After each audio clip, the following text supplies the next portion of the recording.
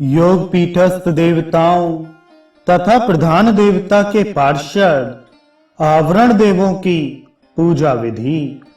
अग्नि देवता कहते हैं, तत्पश्चात क्रमशः शोषण आदि के द्वारा देह की शुद्धि करे। ध्यान में यह देखे कि यम बीज रूप वायु के द्वारा पैरों से लेकर शिखा तक का संपूर्ण शरीर सूख गया है। फिर रम बीज द्वारा अग्नि को प्रकट करके देखे कि सारा शरीर अग्नि की ज्वालाओं में आ गया और जलकर भस्म हो गया। इसके बाद वम बीज का उच्चारण करके भावना करे कि ब्रह्मरंध्र से अमृत का बिंदु प्रकट हुआ है। उससे जो अमृत की धारा प्रकट हुई है, उसने शरीर के उस भस्म को आप्लावित कर दिया है। तदनंतर लम बीज का उच्चारण करते हुए यह चिंतन करे कि उस भस्म से दिव्य देह का प्रादुर्भाव हो गया है। इस प्रकार दिव्य देह की उद्भावना करके करन्यास और अंगन्यास करे।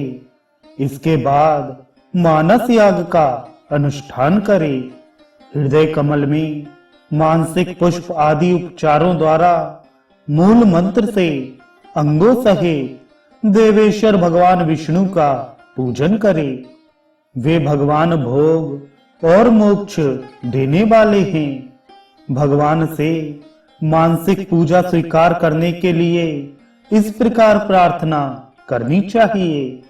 देव देवेश्वर केशव, आपका स्वागत है। मेरे निकट पधारिए और यथार्थ रूप से भावना द्वारा प्रस्तुत इस मानसिक पूजा को ग्रहण कीजिए। योग पीठ को धारण करने वाली आधार शक्ति कूर्म, अनंत शेषनाग तथा पृथ्वी का पीठ के मध्य भाग में पूजन करना चाहिए।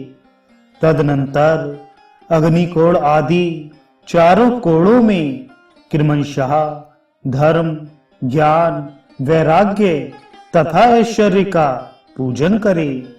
पूर्व आदि मुख्य दिशाओं में अधर्म, अज्ञान, अवैराग्य तथा अनिश्चर्य की अर्चना करे। पीठ के मध्य भाग में सत्व आदि गुणों का, कमल का, माया और अविद्या नामक तत्वों का, काल तत्व का, सूर्यादि मंडल का तथा पक्षी राज गरुण का पूजन करे। पीठ के वायव्य कोण से ईशान कोण तक गुरु पंक्ति की पूजा करे। गण, सरस्वती, नारद, नलकुबर, गुरु, गुरु पादुका, परम गुरु और उनकी पादुका की पूजा ही गुरु पंक्ति की पूजा है। पूर्व सिद्ध और प्रसिद्ध शक्तियों की केसरों में पूजा करनी चाहिए। पूर्व सिद्ध शक्तियां ये हैं: लक्ष्मी, सरस्वती, प्रीत, कीर्ति, शांति, कांति, पुष्टि तथा तुष्टि। इनकी क्रमशः पूर्वादि दिशाओं में पूजा की जानी चाहिए। इसी तरह इंद्र आदि 10 दिक्पालों का भी उनकी दिशाओं में पूजन आवश्यक है। इन सबके बीच में श्री हरि विराजमान हैं। प्रसिद्ध शक्तियां धृति, श्री, रति तथा कांति आदि हैं। मूल मंत्र से भगवान अच्युत की स्थापना की जाती है। पूजा के प्रारंभ में भगवान से यूं प्रार्थना करें: हे भगवान, आप मेरे सम्मुख हों, पूर्व दिशा में मेरे समीप स्थित हों। इस तरह प्रार्थना करके स्थापना के पश्चात अर्धपाद्य आदि निवेदन कर गंध आदि उपचारों द्वारा मूल मंत्र से भगवान अच्युत की अर्चना करे। ओम भीष्य भीष्य हृदयाय नमः। ओम त्रास्य त्रास्य शिरसे नमः। ओम मर्द मर्द शिखाय नमः। ओम रक्ष रक्ष नेत्रत्रयाय नमः। ओम प्रध्वंस कवचाय नमः। ओम हूं फट अस्त्राय नमः। इस प्रकार अग्निकोण आदि दिशाओं में क्रम से मूल बीज द्वारा अंगों का पूजन करे। पूर्व, दक्षिण, पश्चिम और उत्तर दिशा में मूत्रात्मक आवरण की अर्चना करे। वासुदेव, संकर्षण, प्रद्युम्न और अनिरुद्ध ये 4 मूर्तियां हैं। अग्निकोण आदि कोणों में क्रमशः श्री, रति, धृति और कांति की पूजा करे। ये भी श्री हरि की मूर्तियां हैं। अग्नि आदि कोणों में क्रमशः शंख, चक्र, गदा और पद्म की परिचर्या करे। पूर्वादि दिशाओं में शांग, मूषल, खड्ग तथा वनमाला की अर्चना करे।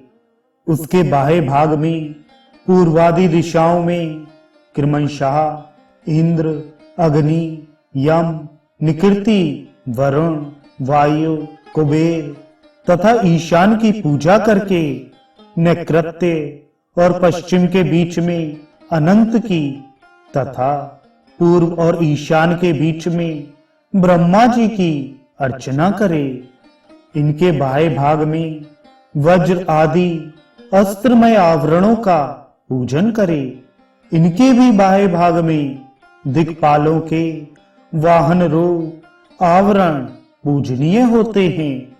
पूर्वादि के क्रम से ऐरावत, छाग, भैंसा, वानर, मत्स्य, मृग, खरगोश, वृषभ, कूर्म और हंस इनकी पूजा करनी चाहिए। इनके भी बाह्य भाग में कृष्ण गर्भ और कुमुद आदि द्वारपालों की पूजा की विधि कही गई है। पूर्व से लेकर उत्तर तक प्रत्येक द्वार पर 2-2 द्वारपालों की पूजा आवश्यक है। तदनंतर श्री हरि को नमस्कार करके बाह्य भाग में बलि अर्पण करे। ओम विष्णु पार्षदेभ्यो नमः बोलकर बलि पीठ पर उनके लिए बलि समर्पित करे। ईशान कोण में ओम विश्वाय विश्वक्सेनात्मने नमः इस मंत्र से विश्वक्सेन की अर्चना करे। इसके बाद भगवान के दाहिने हाथ में रक्षा सूत्र बांधे। उस समय भगवान से इस प्रकार कहे, प्रभु, जो 1 वर्ष तक निरंतर की हुई आपकी पूजा के संपूर्ण फल की प्राप्ति में हेतु है, वह पवित्रारोहण कर्म होने वाला है। उसके लिए यह मंगल सूत्र धारण कीजिए। ओम नमः। इसके बाद भगवान के समीप उपवास आदि का नियम ग्रहण करे और इस प्रकार कहे, मैं उपवास के साथ नियम पूर्वक रहकर इष्ट देव को संतुष्ट करूंगा। देवेश्वर, आज से लेकर जब तक विशेष उत्सव का दिन ना आ जाए, तब तक काम, क्रोध आदि सारे दोष मेरे पास किसी भी तरह भी फटकने ना पावें। व्रती यजमान यदि उपवास करने में असमर्थ हो तो नक्त व्रत अर्थात रात में भोजन किया करे। हवन करके भगवान की स्तुति के बाद उनका विसर्जन करे। भगवान का नित्य पूजन लक्ष्मी की प्राप्ति कराने वाला है। ओम ह्रीं श्रीं श्रीधराय त्रैलोक्य मोहनाय नमः। यह भगवान की पूजा के लिए मंत्र है।